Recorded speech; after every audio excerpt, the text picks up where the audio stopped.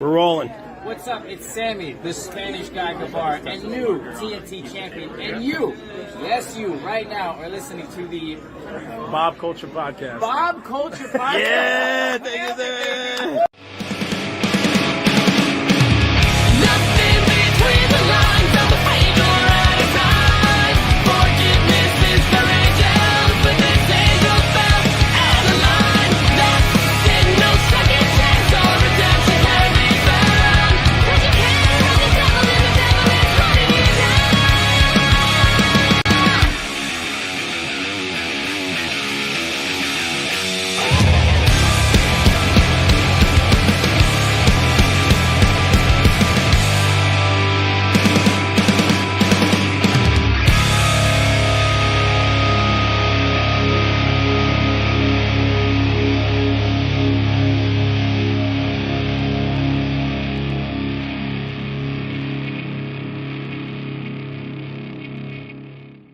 All right, ladies and gentlemen, welcome into a very smash edition of the BCP. Right now, very excited to talk with this man, a friend of mine, ahead of his show, Smash, that's going to be November 21st at Sanctuary, and that's going to be in Hazleton, Pennsylvania. Guys, you can get tickets at the door. They're only $5. That's Sunday, November 21st at 4 p.m. Please welcome to the show my good friend and head honcho of Smash, the Mastodon, Mr. Rosh Koch. Rosh, what up, bro? How are you? For having me, man. I'm doing good. I just had a nap. I had a very long weekend. I needed a nap today, so I'm stellar now.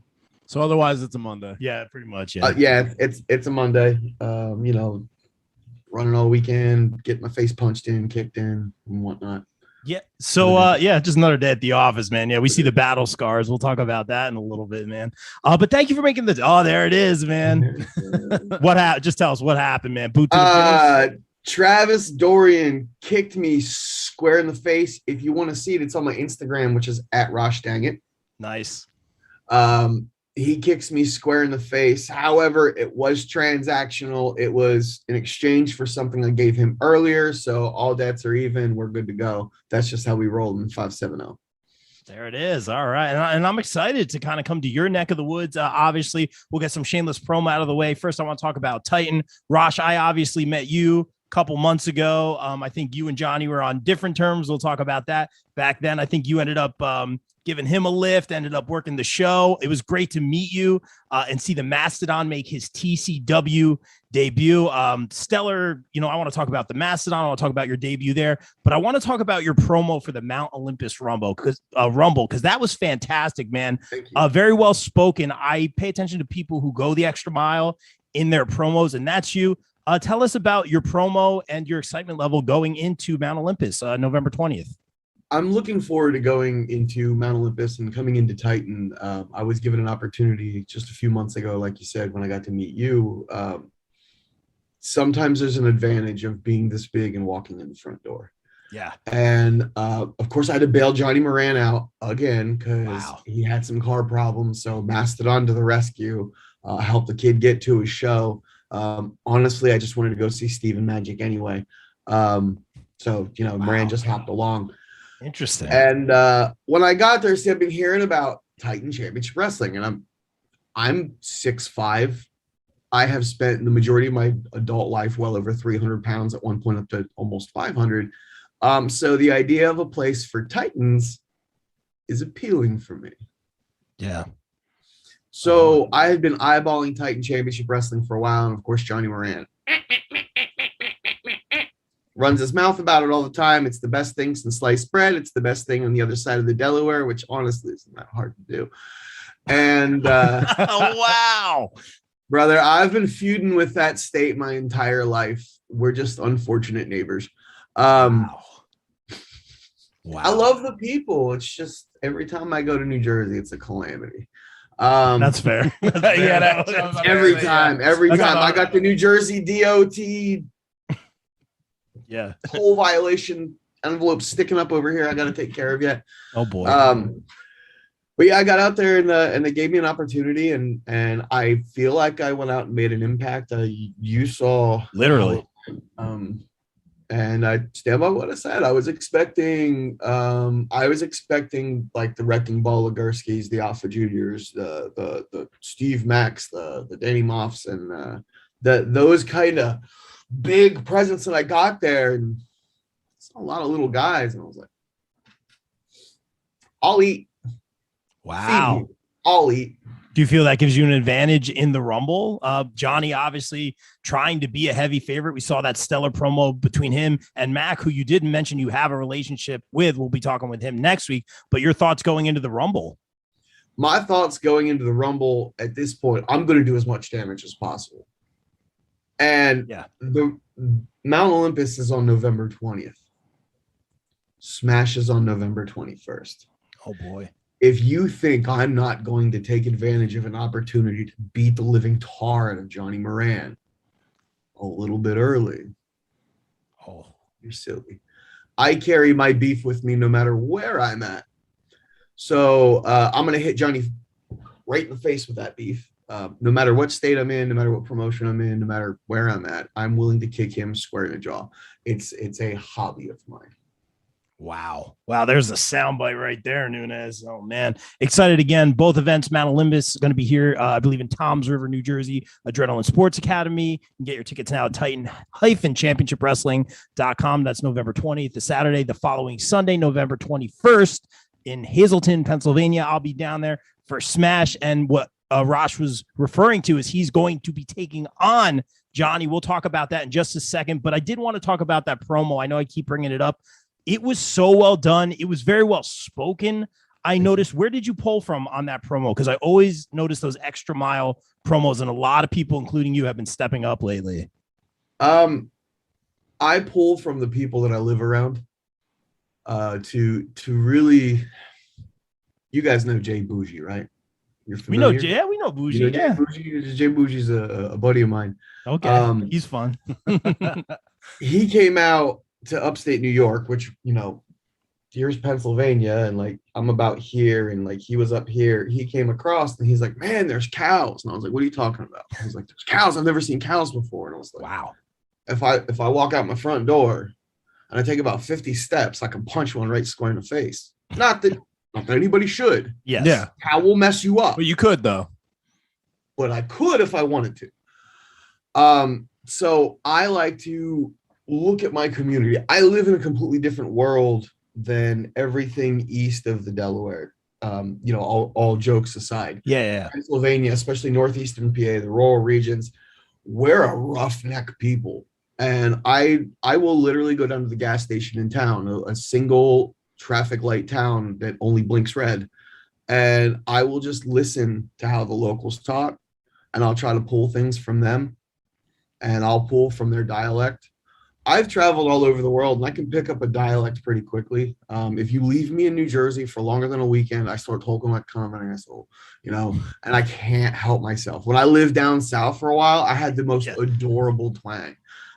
You put me around people, I will find a way to adapt and survive and sound like what I need to. So I just listen for people. My parents were always that way. My dad was a mocker. He would listen and then try to mimic people's voices. So I just picked up on that. As far as delivery goes, I would credit 2 of the 3 attempts I did at public speaking courses at the local community college. Okay. The 2 that I failed, and then the one that I passed. Nice. Because I actually showed up and tried.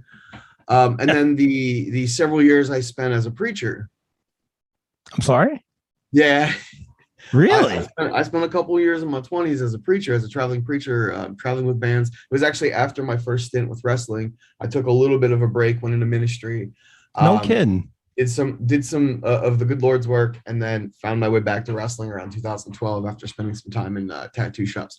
I could go for hours on those stories, but I know that we're limited for time. So I pull a lot from preacher rhythm and from just listening to how people talk. Now for Mount Olympus, for that promo, I wanted to come in almost like a monster. And that was the whole beat of the promo, was gods and monsters. And in Pennsylvania, we are the land of gods and monsters, because everybody either thinks either they are God, or they pretty much are a monster. You You have to be. If you don't kill things out here, you don't eat. Yeah, That's kill or be just- killed. Kill or be killed. So that's life out here in the sticks. And I wanted to just latch on to that, and because I know it's something that's not readily done, I just trying to be a little bit different, a flavor that'll stick out, that'll catch somebody's attention, that might say, hey, this guy's not just big and he doesn't just hit harder than everybody else on the planet. He can do this, this, or this, or this. And of course, with my time at the sanctuary, we really push ourselves on the theatrical and cinematic side of how to tell these stories. Even when I was a preacher, I didn't call myself a preacher or a pastor or anything like that. I was a storyteller, so an orator, and I just told stories. Wow. And that's what I like to do. I like to tell stories because the real that's world kind of sketch. Super fascinating that you say that. I'm my grandfather's namesake, and he was a Methodist minister, so very familiar with the ministry and the church and all that. And like I do the podcast here, I talk very fast, like my brain's going a million miles per hour. My dad's very supportive of everything. He's not like into the whole wrestling thing, but sometimes not everyone gets it. But he said, like, work on your cadence, like think about your grandfather. And I always think about like the sermons and stuff like that. So it's very interesting to me that you said that, man. That's a good way to think of it. John Cena. Say what you want about the man, but if you just turn all the visual off and listen to the way the man speaks, he has a very particular preacher rhythm, and I love it. His cadence is just he knows how to transition when he needs to slow down and come up, and he knows how to drop down and go down, and he knows when and where to do it. And there's an art in that, just like there's an art in throwing hard and hitting in safe places. There's art forms all over the world of professional wrestling, and you can find anything that appeals to the artist in you, latch onto it, make that your art, and make art you enjoy. If you do that, the people that like what you do will come. That's why we love it, man. Very beautifully said. And we talk about the art of wrestling. Smash is going to be in your vision. Shameless promo. I want you to tell everyone about this because the title right here, Unroped, Uncensored, Unsanctioned. From speaking with you, what I understand, Rosh, is, like you said, unroped, no ropes, I believe. I believe it's going to be mostly striking, but not necessarily shoot style. I don't really know. What's the philosophy here? Because it sounds like you just want to hurt people. Well, that's always the philosophy. We wake up in the morning and we choose violence. Yeah. The philosophy is storytelling. At the end of the day, storytelling. Going back to what I just said, there's an art in storytelling, and there's an art in striking, and there are so many different forms of art within professional wrestling. The ones that I like are deep storytelling. I hate matches just for the sake of matches. I mean, I can go out and do them. I'll do them. I will gladly do them because I love professional wrestling and I love the performance. And if my story is one match long, that's my story. I'll stick to it. But I like to know that there's a reason that I'm getting punched in the face, other than just I want to go over it. Great soundbite, by the way. I wear singlets. I don't need a belt to hold that up. So I mean, like I go for the cringe pop, So Smash was a lot about storytelling and about striking. And you're right. It's not all striking. It's not an MMA type event. It is hit hard in safe places.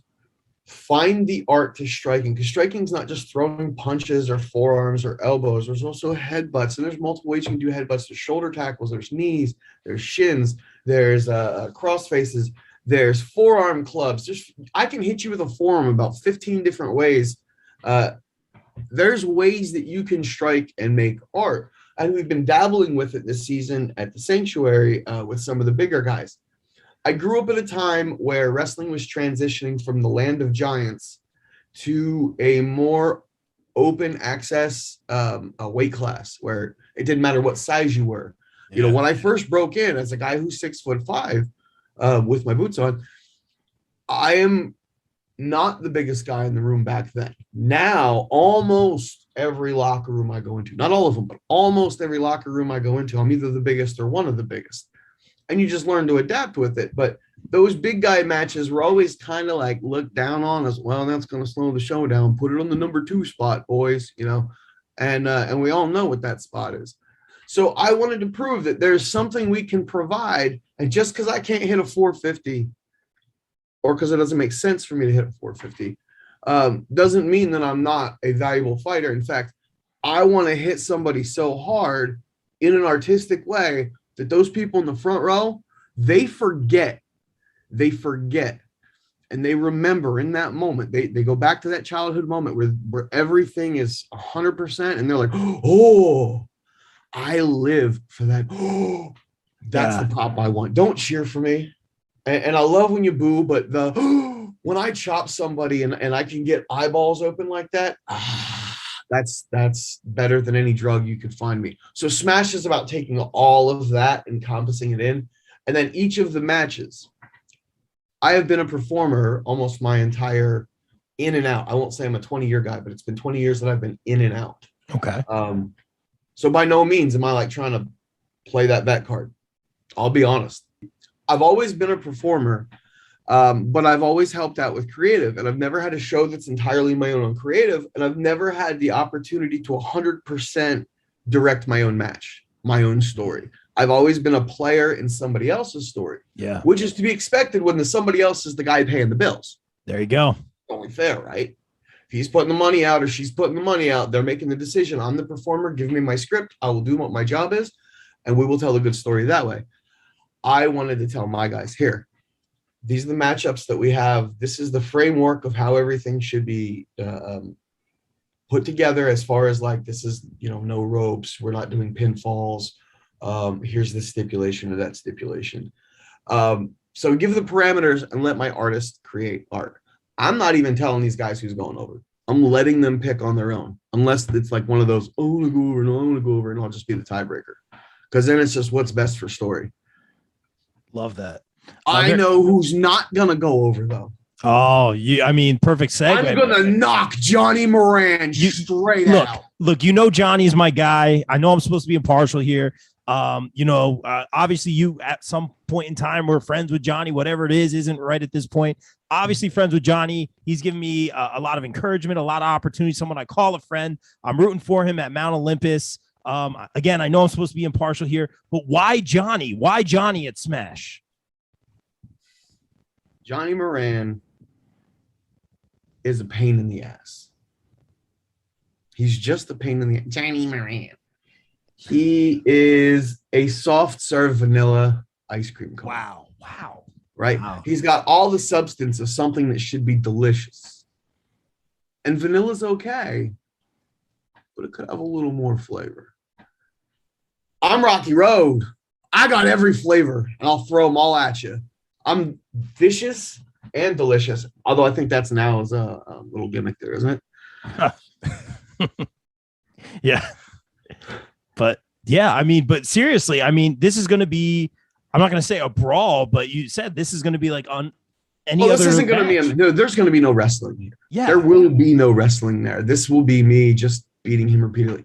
He feels like, and you can ask him and get his soundbite for whatever reason, but he feels like when he was training back in like 2012, 2013, when I came to his training center at Backbreakers, where he was training at the time, and I was working out with some of the boys up there, he feels like I may have been a little over aggressive with him, and he's trying to say I tried to separate his shoulder.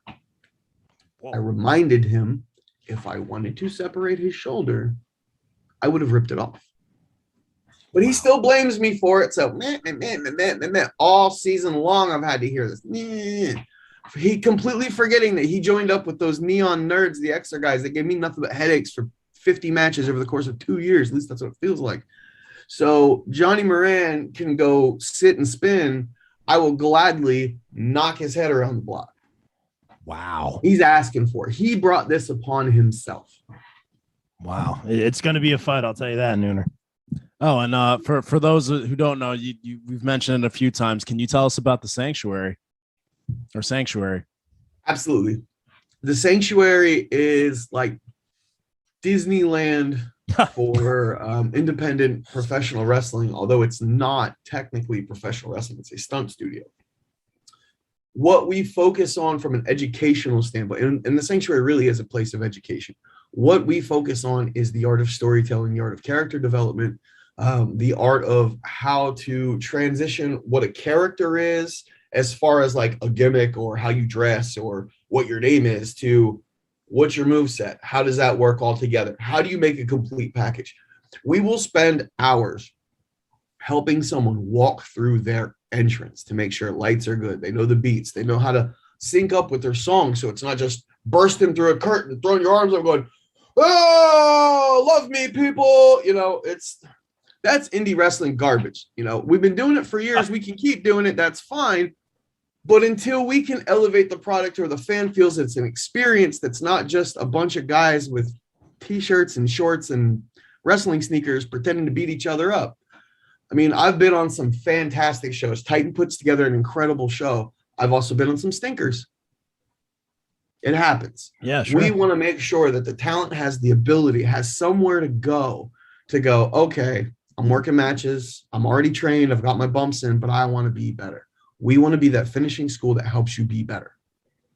Yeah. So we focus on all the minute details. We focus on working through that gimmick. Some of the guys that have come in for help, their gimmick's terrible.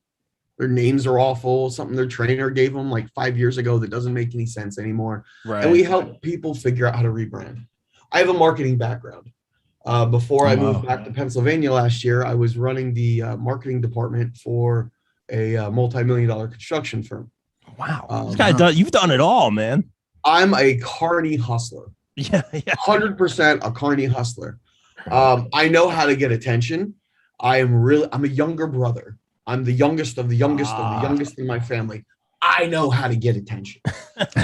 I'm good at it. Yeah, I'm the favorite of the whole family. You're putting together a stellar show. I'll tell you that. I think you did say this is your first time, putting the whole thing together. I don't want to give away anything. Are some of the matches announced at this point in time?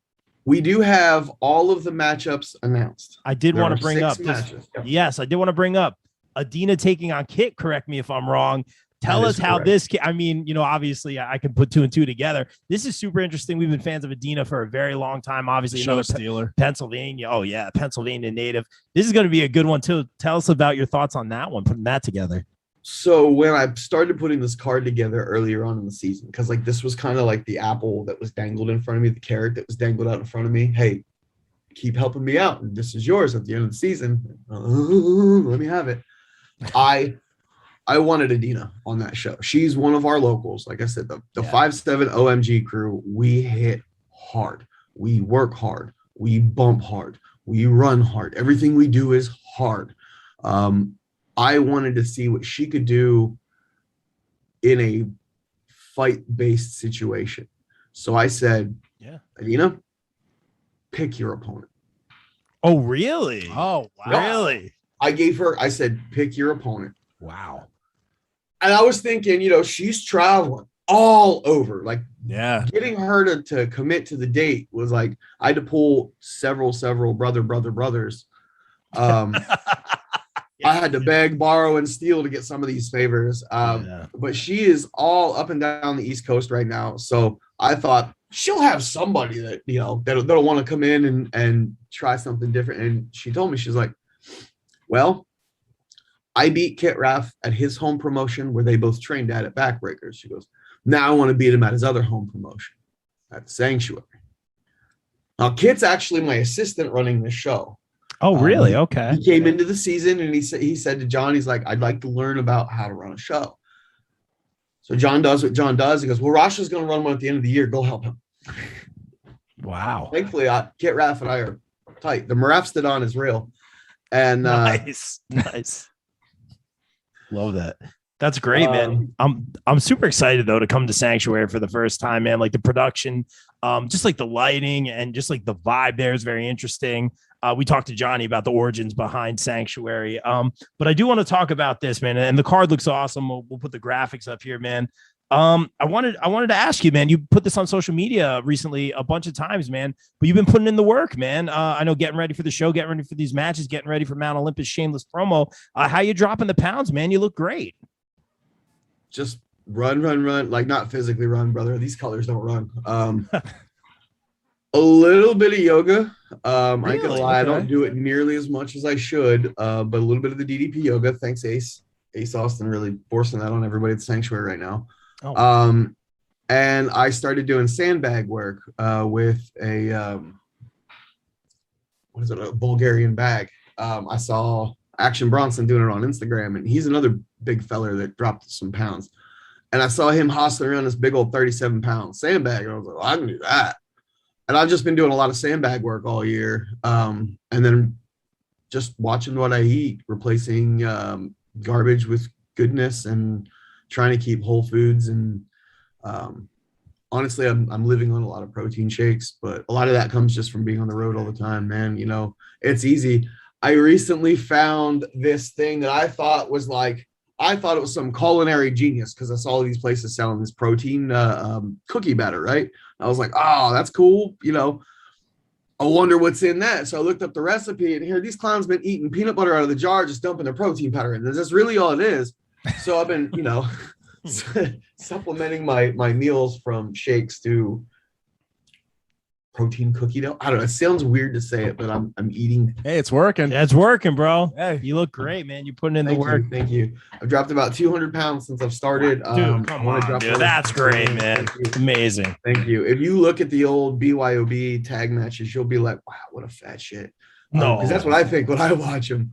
And I apologize to my tag partner for not trying harder back then. I promise you, come back, I'll give you a better tag partner.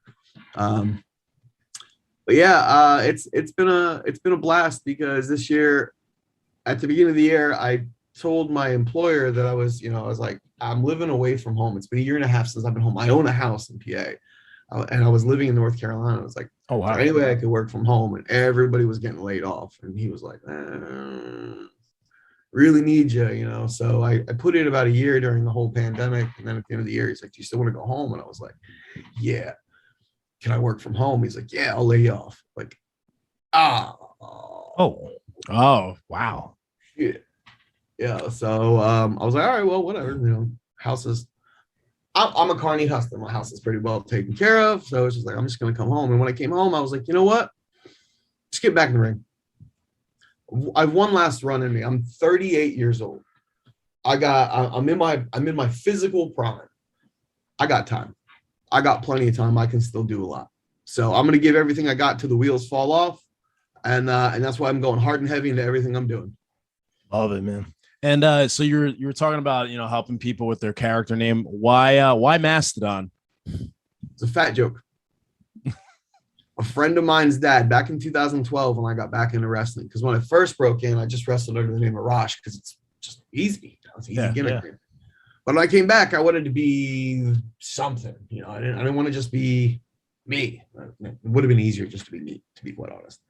And I was at my buddy's dad has a hand-painted sign company. And he's a pretty large guy himself. And he was just busting my balls. And he's like, why don't you be the master? Because you're old and fat. Yikes. I looked at him, right? Wow, man. It's just this hard fucking people, you know. I looked at him and I was like, all right, asshole, you know what? Fuck you. That's what I'm doing. I'm gonna do it. Yeah. Wow. I owned it. I owned it. It works. My favorite thing is I found out after I started owning it that it's the name that Vince McMahon has been trying to shove on every big guy that comes up to the Fed. Every single one. Vader. If you listen to commentary of old Vader matches, they will repeatedly refer to him as the Mastodon or the baby Mastodon or the baby bull, but always talking about the Mastodon. Mm-hmm. Vince, you got one right here. There it is. I was gonna say it's funny you bring that up because I'm like, it's kind of got like that old school feel to it, like Mastodon. Like I could see it, you know what I mean? Like the action figure Mastodon. And that's funny that you say that, man. Who were your guys growing up, man? Oh, I like that. Who are your guys growing up, bro? So funny thing is, I didn't watch wrestling growing up. I wasn't allowed. My parents were not cool with it. I wasn't allowed to watch Smurfs either. They thought it promoted communism. I was allowed to watch the Ninja Turtles. They thought I was going to like take the cover off to the septic tank and go play in there. Yeah. Didn't have a high bar of expectation for what I'd get myself into. Wow. So I would watch, like, I'd sneak and watch like Tatanka matches here and there. And like, that was always cool. But then my mom, she'd hear me doing the 2-step around the living room. Yeah. Shaking, she's like, stop watching that wrestling stuff. And I have an older brother. And when my parents would start leaving us home on Saturdays, you know, we'd sneak and watch, but we always watched the Hart Foundation, Owen and Brett. Actually, Owen and Brett was like, you know, the brothers. Yeah, Brett's so of my course, guy. I liked the younger brother. He liked the older brother, and we Yeah. just started beating the crap out of each other on the floor. So we weren't allowed to watch it anymore. About the time I turned 14, the New World Order was getting big. And a bunch of my classmates in high school were walking around with their NWO shirts and doing the whole Too Sweet thing. And like, I was just a comic book nerd at this point. Comic book and Star Wars. Like, I'd read every book I could. I'm an avid reader. I was like, what are you guys doing? Like, what the heck are you watching? And they're like, Nitro. It's awesome. And I was like, all right.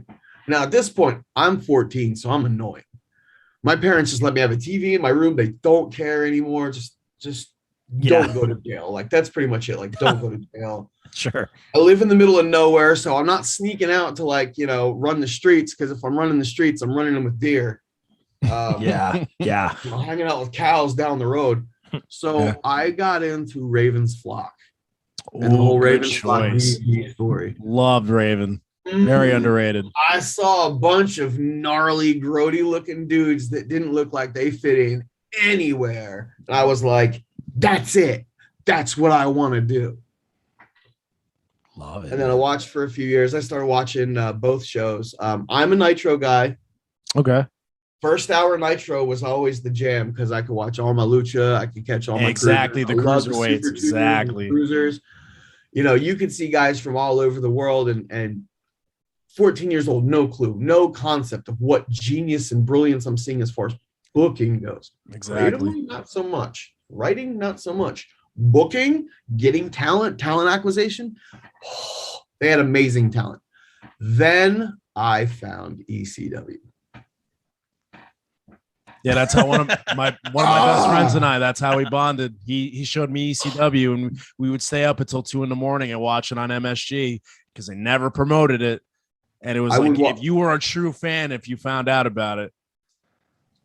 Anyone who stayed up late to watch the local access ECW show has seen every variation of a Girls Gone Wild advertisement. Pretty much, yeah.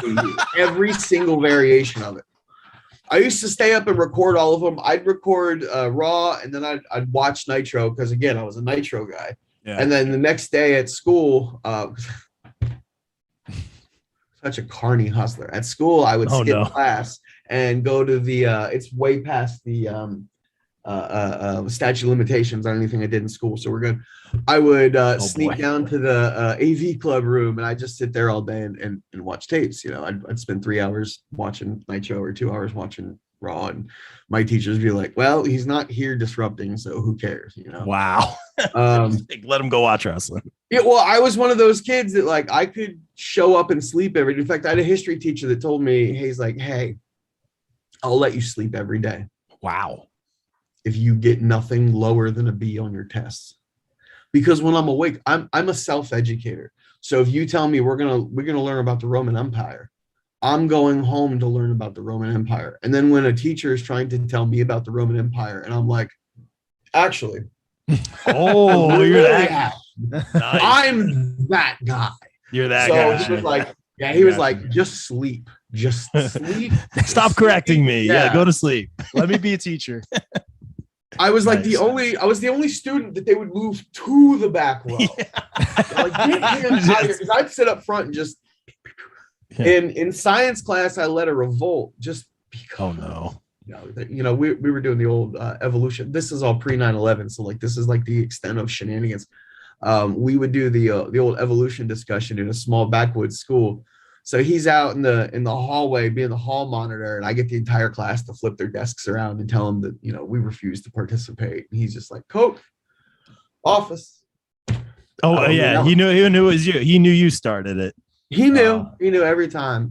So that's why my character ends up being the way it is. Like, I'm not bad, but I'm a little bit of a rascal. Like, if you're familiar with Eddie Haskell.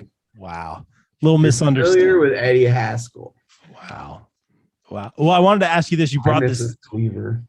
Wow. You brought this up, man. We were talking off air a little bit about Wolvie, X-Men, all that stuff. You just brought up Star Wars comics. Big nerds over here. Favorite comic character, favorite Star Wars character. Oh. We just untapped something. Yeah, man. A lot It's of tough. thought. I didn't mean to put you on the spot, bro. I don't want to know how. I don't know if I want to reveal how nerd I am. But you talking? No, Star Wars, please. you Have you talking- met are us? Come on. Are you Please, talking please. Legends or Disney canon? That's You go I with- almost brought that up, man. Oh, I'll just say wow. overall, and you can name more than one for each. Yeah, uh, you could do a list if you can't narrow it down. I'm just gonna go with my gut. I was always a Gambit kid growing up. Nice. I got a Gambit shirt. Throwing I rock cards. all the time. Nice.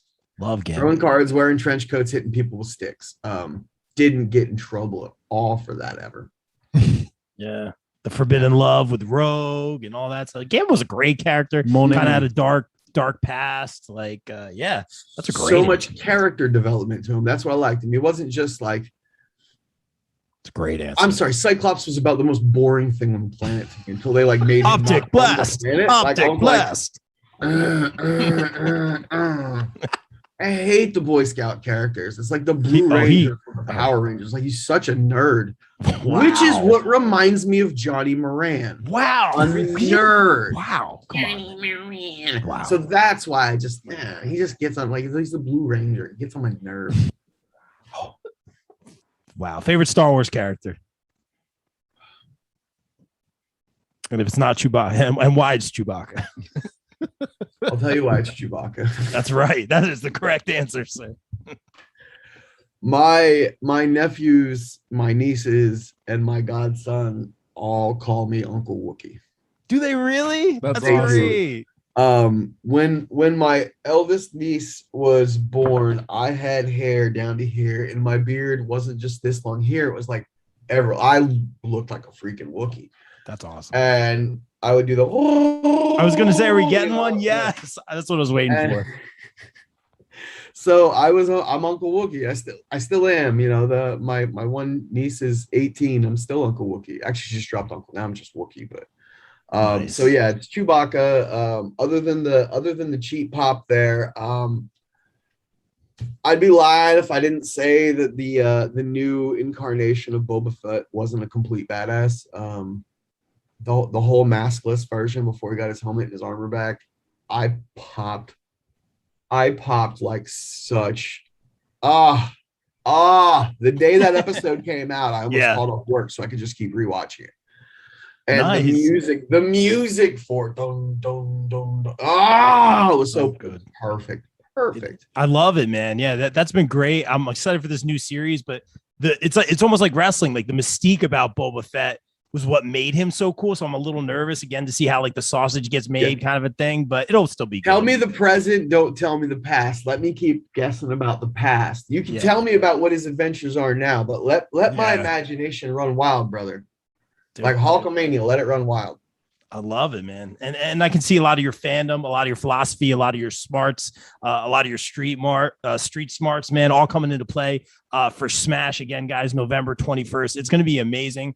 Rosh, thank you for taking the time, man. Yeah, Thanks for thank making you a so few much, minutes, man. man. It's good to Pleasure. get to know you. Anytime. I probably have about 50 things I could talk to you guys about in and around the world of wrestling. If you ever need filler, holler. Love it, man. No, I'm excited to work with you on these next couple shows coming up. Again, let's get that shameless promo. Tell everyone about the show, where they can follow you on socials, all that good stuff, how they can support. My Instagram, Facebook, and Twitter is at Rosh Dangit, ROSHDANGIT. My YouTube is Rosh Koch, ROSHKOCH. It's a couple 4-letter words. My mom named me perfectly. You can find the Sanctuary at facebook.com/sanctuarypa. You can find us on YouTube at Sanctuary PA TV.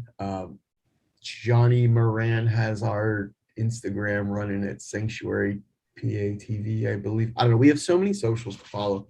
Love it. We are at 172 North Wyoming Street in Hazleton at the Sanctuary. It's an old church. It's an old stone church. Please dress warmly because no matter what we do, it's still going to be cold in there. Good to know. But it gives a solid, especially the colder we get, it gives a really cool aesthetic because when you've got these more intense type fights and you can ever see the puffs of breath when the guys are working, steam coming off their head. It's just something you don't normally get to see. So I'm hoping to see some of that, which is the only reason I'm not going to complain endlessly about the cold. And that's also why we take a break over the winter, plus a reset. We were doing up to 6 shows a month for a while, and I needed a nap. Wow, man. That's amazing. Hey, Rosh, thank you again for a few minutes of your time, man. Excited to work with you in the coming weeks, and just continued success to you, man. Good luck with the show, brother. I appreciate you. Very Good luck, much. brother. All right, guys. Yeah, And dude. oh, dude, we appreciate it, bro. And like we always say here on the BCP, everyone stay safe, stay positive, take care of each other. We